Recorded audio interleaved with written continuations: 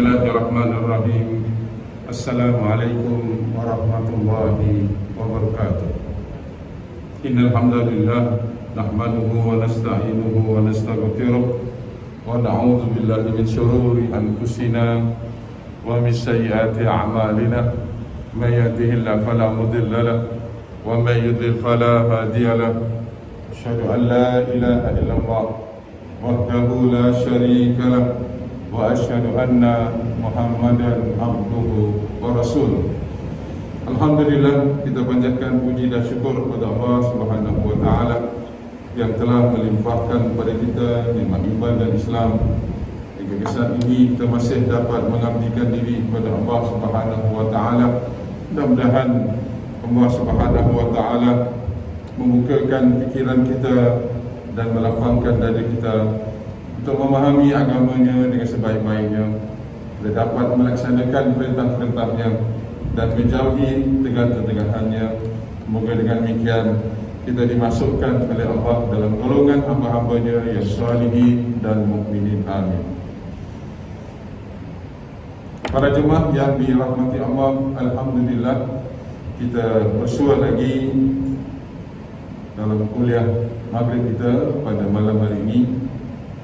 Dan insyaAllah pada malam hari ini saya akan berkongsi dengan seorang lagi tokoh ulama kita, di mana tokoh ulama ini adalah seorang yang sangat dalam ilmu agamanya dan juga seorang yang kuat beribadah. Dan mudah-mudahan kita dapat mengambil iktibar, mengambil pelajaran daripada kehidupan ulama kita ini. Adapun ulama kali ini yang ingin saya ketengahkan, yaitu seorang ulama yang terkenal sebagai seorang yang sangat alim, seorang yang warak dan tekun beribadah kepada Allah Subhanahu wa taala. Di samping itu beliau juga seorang yang kaya lagi pemurah. Jadi ulama ini yang bernama Imam Al-Laits bin Sa'ad Al-Fahmi wafat pada tahun 175 Hijriah. Dan beliau sangat disegani di negeri Mesir pada zamannya. Berkata Al-Hafiz Imam Az-Zahabi dalam kitabnya Tazkiratul Huffaz, beliau, yakni Al-Laits, Imam Al-Laits adalah pembesar kota Mesir dan tokoh alim yang sangat handal pada zamannya, dan bahkan pembantu pemerintah Mesir pada ketika itu dan kadi Mesir tunduk kepada perintahnya. Jadi ulama ini, Imam Al-Laits, bukan sahaja berperanan sebagai seorang ulama, menyampaikan ilmu, menyampaikan dakwah, dan beliau juga disegani oleh pemerintah Mesir pada ketika itu, dan juga qadi Mesir. Jadi qadi, kalau dahulu bukan qadi yang menikahkan orang, tapi qadi adalah hakim. Jadi kita cuba menelusuri peri kehidupan Imam Al-Laits ini, dan saya kira banyak sekali mutiara-mutiara yang boleh kita ambil, yang boleh kita gali. Al-Laits terkenal dengan cirinya yang sangat alim. Jadi ulama-ulama kita yang silam, yang terdahulu dan berita ini adalah orang-orang yang alim. Alim maknanya orang yang berilmu. Tapi ada juga dalam istilah bahasa Arab dipanggil al-allamah. Al-allamah artinya orang yang mempunyai banyak ilmu. Ilmunya sangat luas, ilmunya sangat dalam, dan ia menjadi pakar rujuk atau menjadi narasumber dalam kehidupan seharian, bukan saja dalam kalangan masyarakat, tapi juga dalam pemerintahan. Jadi Imam Al-Laits ini berada di negeri Mesir. Bahkan Imam Asy-Syafi'i menyesal kerana tidak berkesempatan belajar daripadanya. Hal ini kerana beliau masuk ke Mesir, iaitu Imam Asy-Syafi'i masuk ke Mesir setelah Imam Al-Laits meninggal dunia. Jadi ini adalah satu pengakuan daripada Imam Asy-Syafi'i bahawa beliau sangat menyesali tidak dapat berguru dengan Imam Al-Laits, dan ketika beliau masuk ke Mesir, Imam Al-Laits telah meninggal dunia. Nah, ini menunjukkan kepada kita bahawa Imam Al-Laits ini yang saya sebutkan tadi seorang ulama yang alama, ulama yang luas ilmunya, ulama yang dalam pemahamannya, dan ulama yang juga seorang yang warak dan kuat beribadahnya kepada Allah Subhanahu wa taala.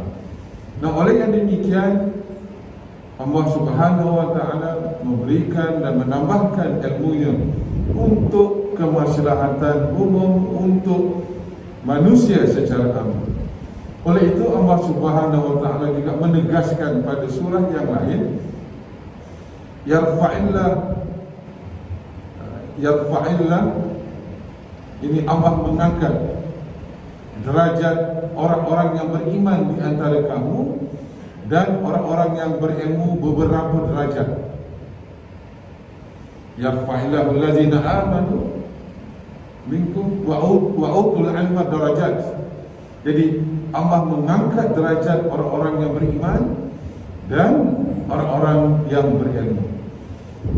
Oleh yang demikian, daripada ayat dan contoh yang ada pada Imam Al-Laits ini menjadi perangsang bagi kita untuk terus menimba ilmu, mencari ilmu dan sebagainya. Kerana orang yang mencari ilmu, orang yang menimba ilmu dan dia mengamalkan dengan ilmunya, Allah Subhanahu wa taala akan mengangkat derajatnya ke derajat yang tinggi, ke derajat yang mulia. Jadi oleh yang demikian, kita juga sebagai orang yang beriman semestinya dalam pencarian ilmu kita ini adalah suatu kewajipan yang kita lakukan sepanjang hayat kita. Mencari ilmu tidak ada masa bersara. Selagi hayat di kandung badan, itulah kewajipan kita untuk menimba ilmu, mencari ilmu dan sebagainya. Jadi dalam Al-Quran Allah menyebutkan bahawa orang yang berilmu ini mempunyai derajat yang tertentu. Jadi ulama-ulama kita yang silap, Allah telah mengangkat darjat mereka. Bukan saja pada zaman mereka, juga selepas kewafatan mereka, ilmu-ilmunya masih digunakan, masih dimanfaatkan. Ilmunya itu dapat digunakan pakai hingga ke hari ini, dan mungkin ada dari segi sedikit penyesuaian kerana konteks dan sebagainya. Jadi inilah sumbangan yang besar yang telah dibuat oleh para ulama kita yang silap.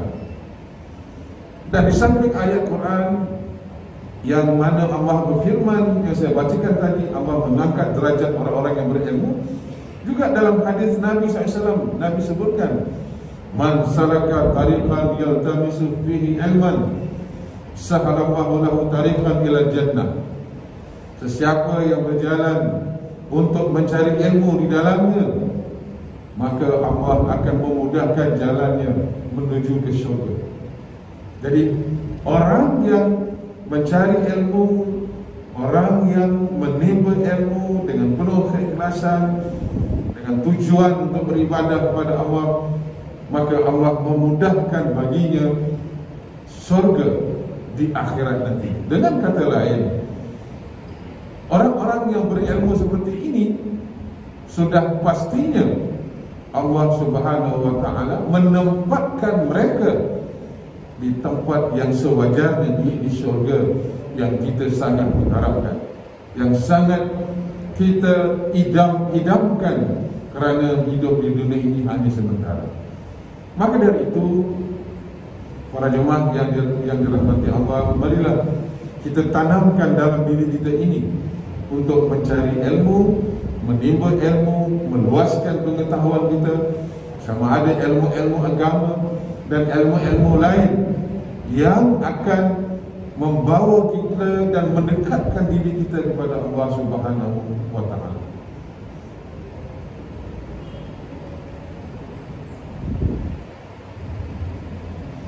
Berkata Imam Syafi'i, tidak ada seorang pun yang aku rasai kehilangannya lalu aku menyesal di atas pemergiannya, seperti mana penyesalanku kerana tidak berjumpa dengan Imam Al-Laits bin Sa'ad dan Ibnu Abi Zaid. Jadi Imam Asy-Syafi'i rahimahullah sendiri menegaskan penyesalan beliau tidak dapat berguru dengan Imam Al-Laits. Ini menggambarkan kepada kita bahawa Imam Al-Laits ini adalah seorang tokoh, seorang ulama yang luar biasa. Dan di samping itu, beliau juga terkenal sebagai seorang yang sangat wara. Jadi orang yang wara ini dalam arti kata bukanlah dia menyempitkan dirinya dalam beragama, tapi dalam beberapa hal dia untuk amalan diri dia sendiri. Jadi misalnya kita pun kadang-kadang dalam kehidupan kita hari ini ada orang yang mungkin dia rasa dirinya wara, tapi wara ini untuk diri kita sendiri, bukan untuk orang lain. Kita tidak boleh memaksa orang lain ikut seperti kita. Misalnya, kalaulah kita suka pakai baju putih misalnya, kita tidak boleh menyatakan kepada orang lain mesti pakai baju putih. Mungkin kita sendiri ada pandangan kita tentang memakai baju putih misalnya, atau warna hijau, atau warna yang tertentu. Kita tidak boleh paksakan orang lain ikut seperti kita. Misalnya ada juga orang yang dia tak nak makan atau minum di kedai-kedai kopi.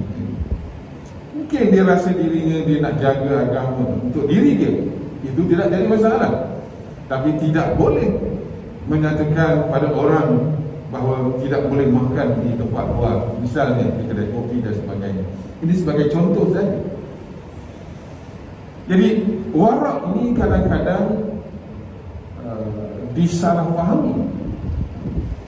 Dalam bahasa kita, berbahasa Melayu, dipanggil warak juga. Orang yang warak bukanlah orang yang warak itu dia fanatik atau dia menyempitkan dan memaksa orang lain seperti dia. Misalnya juga berlaku kepada Nabi SAW. Di kalangan ada satu peristiwa di mana ada seorang itu kalaunya dia makan dab. Dab itu apa ya, semacam sejenis apa bahasa kita, biawak. Jadi Nabi SAW memang tidak biasa makan dab. Jadi tidak boleh kita katakan misalnya kita haram makan dab, itu tidak boleh. Atau kita mengharamkan sesuatu yang tidak diharamkan oleh agama, itu pun tidak boleh. Maka dalam kehidupan warak ini, para ulama mereka sangat berhati-hati sehingga mereka meninggalkan perkara-perkara yang makruh. Makruh maknanya sesuatu yang tidak disukai, tapi tidak berdosa kalau dilakukan. Maka Nabi SAW ada juga sebutkan, kalau orang nak pergi salat berjemaah, maka dia kena jaga baunya. Kalau kamu kata Nabi ada bau, jangan menghampiri masjid itu. Artinya apa? Supaya kita menjaga suatu kebersihan. Sebab dalam salat berjemaah kita berinteraksi bersama jemaah yang lain. Mungkin dengan sesuatu bau itu boleh mengganggu khusyuk orang lain dan sebagainya. Maka Kalaulah kita misalnya kita makan petai ke, kita makan jering ke, yang bau, kita kena bersihkan dulu supaya ianya kita masuk ke dalam masjid untuk solat berjemaah tidak mengganggu jemaah yang lain. Jadi kalau misalnya ada orang tak makan jering, dia tak makan petai, bukan dia tidak boleh mengharamkan, sebab tidak ada pengharaman tentang petai dan jering itu. Cuma Nabi SAW menganjurkan dalam solat berjemaah elakkan juga bau-bau yang tidak enak. Nah, jadi ulama kita ini ialah kewarakannya itu dia betul-betul memahami agamanya. Bukan kadang-kadang ada orang-orang awam yang sembrono saja, ya kan? Dia merasakan dirinya, apatah lagi kalau orang yang dia telah mula insaf dan sedar dia nak kembali kepada agama, jadi dia terlalu fanatik, dia terlalu ta'assub, walhal ilmunya masih sedikit dan belum memahami, maka kita juga harus berhati-hati dalam hal yang seperti ini. Kebesaran nama dan ketinggian pangkat beriringan dengan amanat dan tanggungjawabnya. Jadi Imam Al-Lais ini sangat disegani, sangat dihormati, sangat dimuliakan pada zamannya kerana tadi saya sebutkan ilmunya, kewarakannya dan sebagainya. Oleh itu sebagai seorang tokoh dapat dilihat Al-Lais bin Sa'ad selalu menjaga sikapnya. Jadi artinya kalau kita lihat dalam kehidupan para ulama kita dan pemimpin-pemimpin yang terkenal, mereka menjaga sikap mereka. Maksudnya mereka tidak melakukan sesuatu perbuatan itu secara sembarangan. Saya beri contoh yang lain, mudah saja. Mungkin seorang ustaz macam saya, kalau saya minum berdiri, masyarakat akan melihat satu keanihan. Walhal minum berdiri itu bukan haram. Itu dari segi adabnya, sebab Nabi SAW pernah juga tidak melarang ada sahabat yang minum berdiri. Jadi kita kena jaga dari sikap kita dan kewibawaan kita.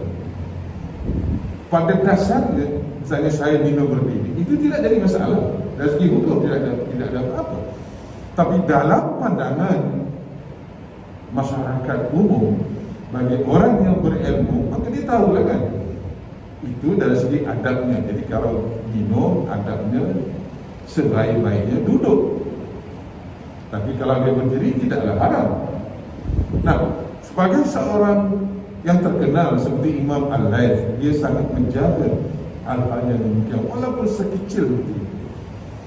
Bukan sahaja dari segi dalam mengaplikasikan dan mengamalkan sunnah-sunnah Nabi, kadang-kadang kita juga, terutama lah ustaz ke pemimpin, apa yang dia buat itu akan menjadi sorotan dan tuntunan dan menjadi ikutan kepada anak muridnya. Misalnya, saya beri misal juga. Kita biasa lihat kan ada yang pakai kain yang di samping atas bahu itu. Itu sebenarnya adalah, kalau kita lihat tradisi kiai-kiai di Indonesia, kan? Mereka biasa pakai macam redak putih itu. Nah, itu juga akan menjadi ikutan mungkin pada anak murid kita. Tapi kita kena jelaskan juga apa sebabnya kita pakai, dan jangan mereka meniru membabi buta begitu saja. Mungkin ada di kalangan masyarakat umum kita, misalnya ada ustaz yang menyampaikan kuliahnya tidak pakai songkok, maka kita rasa macam ustaz ni ustaz moden lah. Pakai songkok ni adalah adat, ya kan? Nah, jadi ini juga apa yang ada pada seorang ulama, seorang pemimpin, termasuk ustaz ini, dia menjadi sorotan, menjadi juga ikutan. Maka Imam Al-Laith dia sangat berhati-hati dalam topik ini. Maka saya sendiri juga sebagai seorang ustaz kena berhati-hati. Tutur kata kita, budi bahasa kita ini menjadi sorotan dan ikutan. Dan juga kita sebagai seorang bapa, seorang suami dalam sebuah keluarga, kita juga akan menjadi sorotan kepada anak-anak isteri kita. Kalau kita seorang suami dan bapa yang kasar bahasanya, kasar budi bicaranya, sedikit sebanyak anak-anak kita pun akan terikut-ikut. Sebab dia telah terbiasa dengan suasana yang di rumah seperti itu, cakap kasar, menggunakan kata-kata yang kesat. Maka kita kena berhati-hati. Oleh itu ada pepatah Melayu mengatakan, kalau guru kencing berdiri, anak murid kencing berlari. Artinya, kalau seseorang tokoh dan pemimpin tidak memberikan contoh yang baik, maka pengikutnya atau orang-orang akan mengikutinya lebih daripada itu. Alhamdulillah, mudah-mudahan kita dapat menjaga sebenarnya adab-adab yang seperti ini. Dan kita dari segi penampilan kita sebagai seorang tokoh, seorang ulama, kita lihat pakaiannya bersih, pakaiannya kemas, tidaklah compang camping, ya kan? Jadi ini juga menjadi sorotan dan juga menjadi ikutan.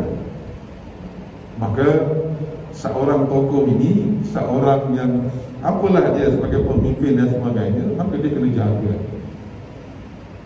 bagaimana dia melayani orang ramai, bagaimana dia melayani murid-muridnya, bagaimana dia melayani masyarakatnya. Semua ini akan menjadi sorotan. Beliau melakukan demikian atas nasihat gurunya, yaitu Yahya bin Sa'id Al-Ansari. Jadi Imam Al-Laith ini mempunyai sikap yang baik, sikap yang positif, adalah atas nasihat daripada gurunya yang bernama Yahya bin Sa'id Al-Ansari. Dan dalam riwayat ada diriwayatkan, berkata Al-Laith bin Sa'ad, suatu ketika aku berada di Madinah bersama para jemaah haji. Kebetulan waktu itu jalan-jalan di kota Madinah penuh dengan najis haiwan. Aku pula berjalan dengan memakai sepasang khuf. Khuf itu apa ya, sepatu gitu, atau sandal yang menutupi kaki kita. Beliau melanjutkan, setibanya di masjid, aku membuka salah satu daripada khufku. Lalu aku masuk ke dalam masjid dengan hanya memakai satu khuf. Jadi di kota Madinah pada ketika itu banyak najis, dan Imam Al-Laith pakai khuf, dan ketika dia nak masuk masjid, dia pakai sebelah saja khufnya. Tiba-tiba gurunya, jadi Yahya bin Sa'id, menegurku. Jadi guru dia memberikan teguran. Beliau berkata, janganlah engkau melakukan ini. Engkau seorang imam. Semua orang memerhatikan perbuatanmu. Yalah, maknanya kalau kita lihat secara akal, macam sebelah pakai, sebelah tak pakai, padahal tak ada masalah, ya kan? Itu tak ada, yalah, misalnya haram ke tidak. Tetapi dari segi adabnya, dari segi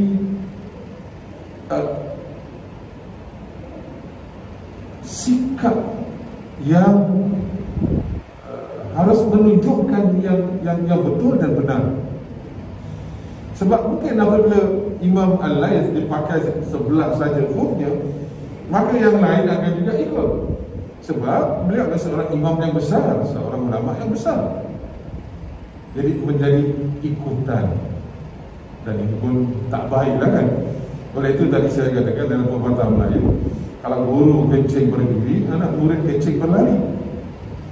Mungkin kalau kita pakai sebelah, maka anak murid kita buka dua-dua sekali, misalnya.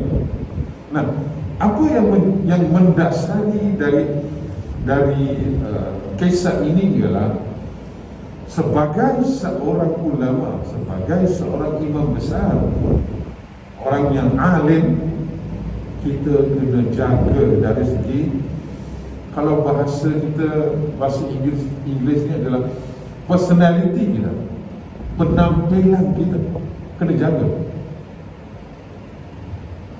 Ini yang apa yang terkandung dari kisah Imam Al-Laith.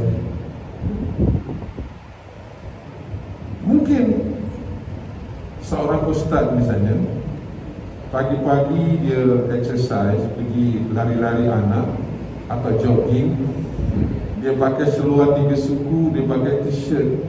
Mungkin ada orang awam yang mungkin dia kenal ustaz ni, dia macam hairan, ustaz ni pakai seluar pendek pula misalnya. Walau bukanlah seluar pendek, seluar tiga suku, ya kan? Itu juga akan menjadi sorotan dan juga ikutan kalau kita tidak jaga. Kerana ini pernah berlaku pada diri saya.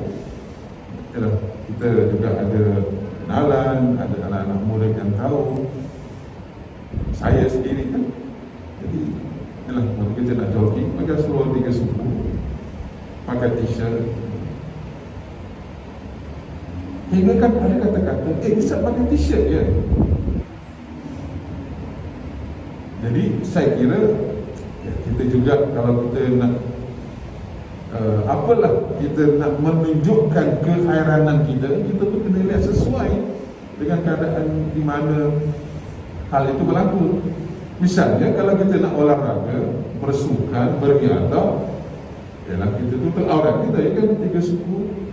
Takkan kita nak pakai jubah, nak pakai sarban gaba dalam kita nak beriadah. Jadi tak kena pada tempatnya, ya kan? Nah, jadi inilah hal yang berlaku kepada Imam Al-Laith yang memberikan pelajaran kepada kita. Pada dasarnya ialah kita kena jaga personality kita. Itu yang message-nya, itu mutiaranya yang saya kongsikan dalam kisah ini. Kalau kita tidak berhati-hati, ianya mungkin boleh menimbulkan sesuatu yang tidak enak mungkin pada masyarakat umum. Padahal dari segi agama, kita pakai seluar 3 suku pun tak ada masalah, ya kan? Dari segi hukum pun tak adalah menyalahi hukum. Kita nak pakai t-shirt pun tidak menyalahi dari segi hukum, kerana itu soal pakaian. Jadi inilah perkara-perkara yang saya pernah alami seperti itu.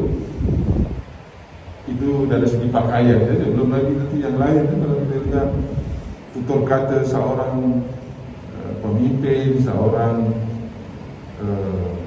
ustaz, seorang agamawan, kata-katanya itu, tutur katanya itu juga akan menjadi sorotan. Maka perlulah berhati-hati, perlu berwaspada terhadap penampilan diri kita. Kisah ini diriwayatkan oleh Imam Al-Hafiz Al-Zahabi dalam kitabnya Syiar A'lam Al-Nubala. Inilah kisah yang terakam di dalam kitab ini. Oleh itu, seorang tokoh menanggung amanah yang cukup berat. Jadi dia ada amanah yang cukup besar yang dia tanggung. Sama ada dia seorang tokoh politik, tokoh agama, maupun seorang yang kita katakan sebagai ustaz atau agamawan dan sebagainya. Hal demikian kerana akhlak masyarakat berada di tangan mereka. Jadi artinya setiap gerak, setiap akhlak yang ada pada tokoh-tokoh itu, ianya akan mempengaruhi masyarakat atau akan mempengaruhi muridnya atau pelajarnya. Kalau seorang guru suka buat atau suka menggunakan kata-kata selupa, maka sedikit sebanyak pelajar ini pun akan terpengaruh dengan demikian.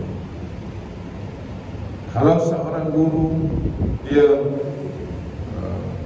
seorang yang berpenampilan yang baik, kemas, rapi, ini juga akan mempengaruhi muridnya atau pelajarnya dan orang-orang yang ada di sekitarnya. Jadi saya kira seorang tokoh mempunyai amanat yang sangat berat, yang kadang-kadang pun kita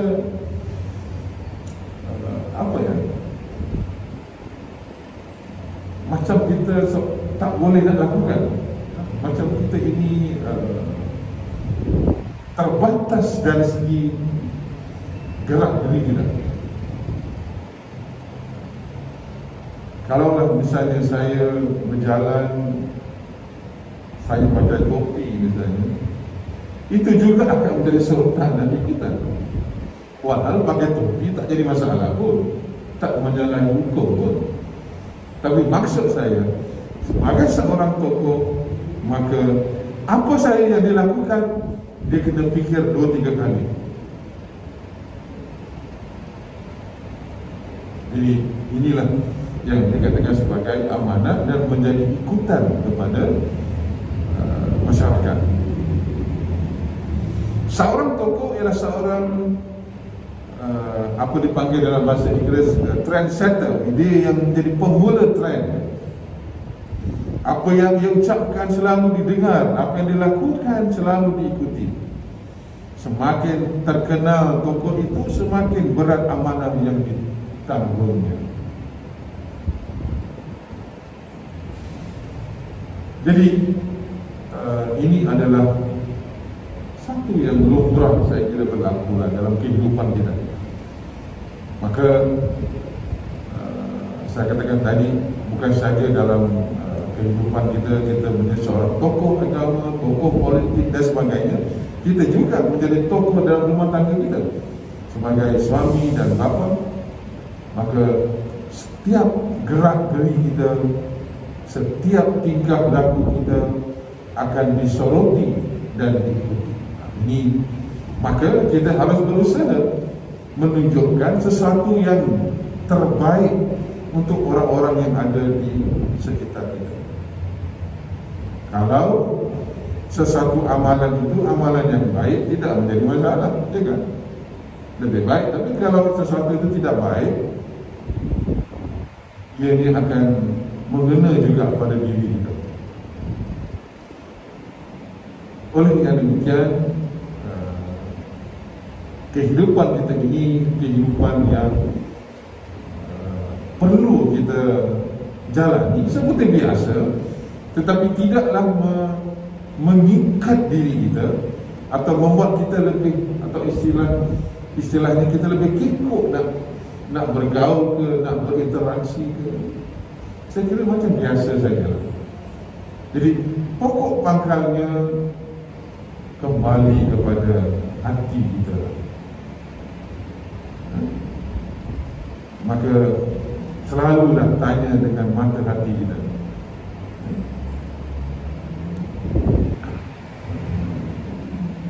Oleh itu seorang tokoh mesti menyadari tugas seperti sebesar ini. Ia wajib menggunakan kelebihan yang dimiliki untuk membimbing umat, bukan untuk menyesatkan mereka. Ia mesti menggunakan kemasyhuran yang Allah Subhanahu wa taala anugerahkan kepadanya untuk tujuan yang diridai oleh Allah Subhanahu wa taala. Jadi apalah seorang tokoh punya kuasa, punya ilmu, hendaklah dia membawa masyarakat ke jalan yang diletakkan oleh Allah Subhanahu wa taala. Jadi kalau pemimpin yang korup, yang rasuah, ini juga akan terkena imbasannya orang-orang yang ada di bawah kita, atau orang-orang yang di bawah pimpinan kita.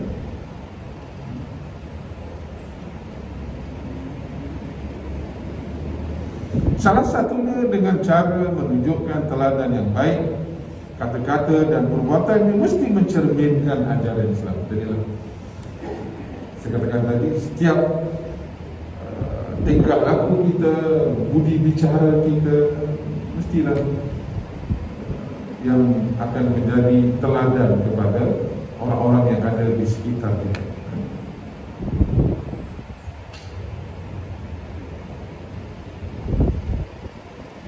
Bahkan seorang tokoh mesti selalu dalam kesempurnaan. Ini biasalah kan, seorang bapa, seorang suami, seorang ustaz, dalam pandangan masyarakat ini dia dah sempurna. Tapi kita kena fahami, yang namanya manusia dia tidak sempurna 100% atau 100% tak ada. Yang namanya manusia, dia ada kesilapan dan ada kesalahan. Ini juga kita pun harus menyadarilah bagi masyarakat. Dan dalam pemahaman saya, ya mungkin orang akan melihat, akan menyoroti dan mengikuti saja, hidup macam biasa saja, dan kita berusaha menunjukkan yang terbaik. Ini juga menjadi dasar dalam kehidupan seharian kita.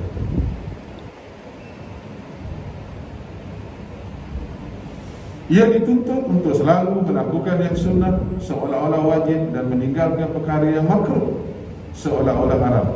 Itulah yang cuba diingatkan oleh Yahya bin Sa'id, iaitu guru kepada Imam Al-Laits bin Sa'd. Jadi maknanya dia menjadi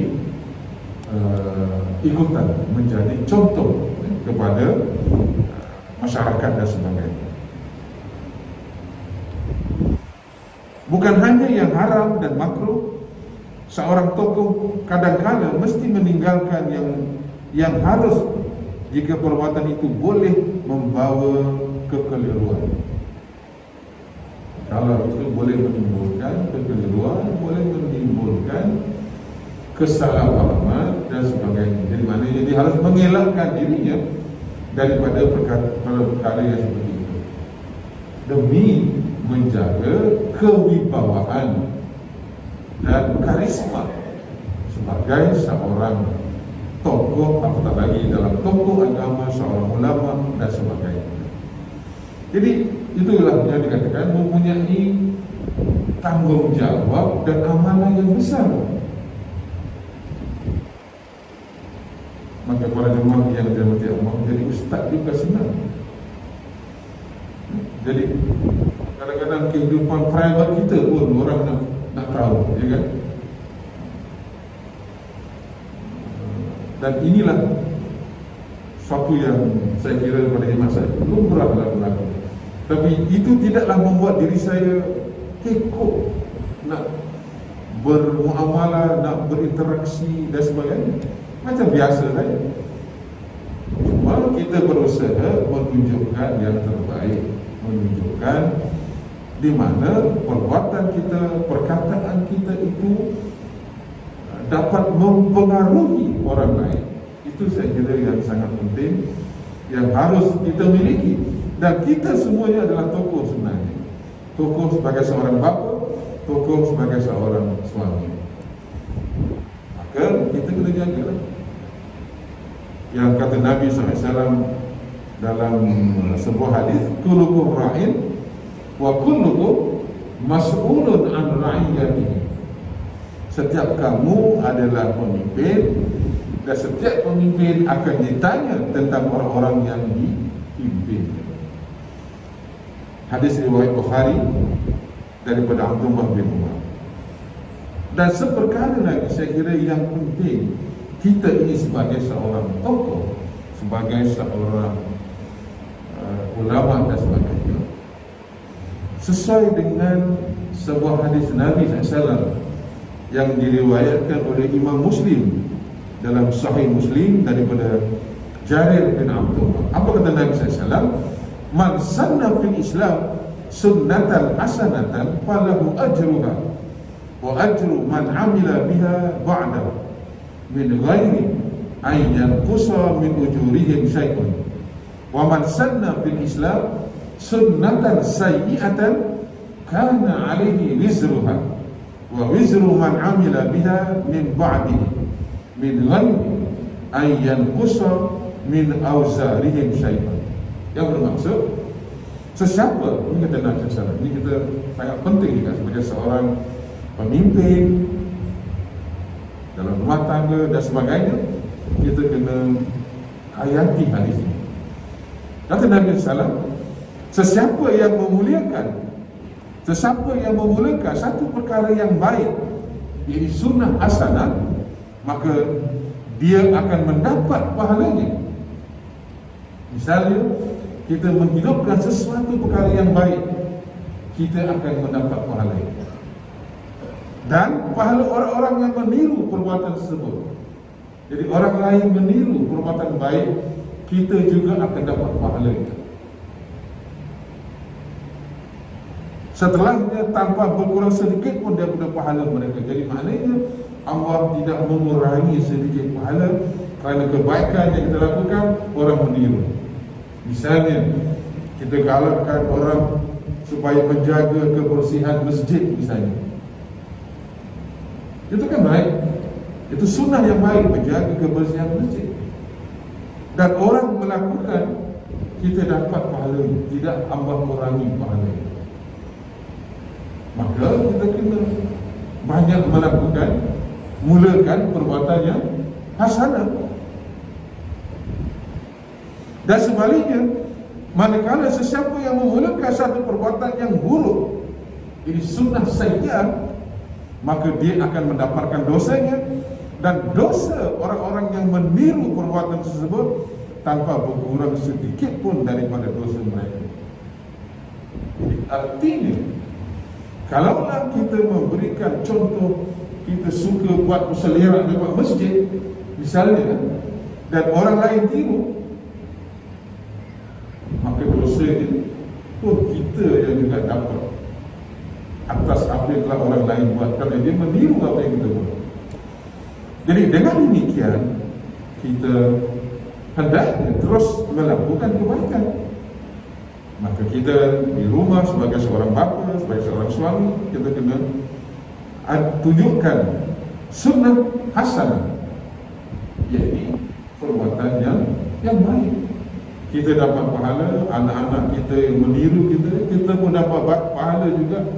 Kalau isteri kita meniru apa yang kita buat yang baik, kita pun dapat pahala.